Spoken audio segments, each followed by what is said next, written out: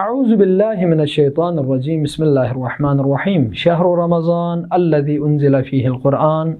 محترم ناظرین السلام علیکم ورحمۃ اللہ وبرکاتہ۔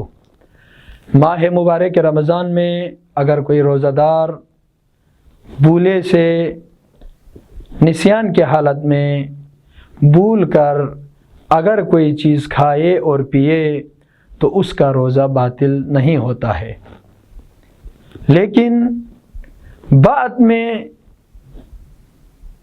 اس وجہ سے کہ اس کو حکم شرعی مسئلہ نہیں ہے، بھول کر کھانے پینے کے بعد وہ یہ سمجھتا ہے کہ میرا روزہ باطل ہو گیا ہے، دوبارہ سے اگر کھائے پیے تو اس کا روزہ باطل ہو جاتا ہے۔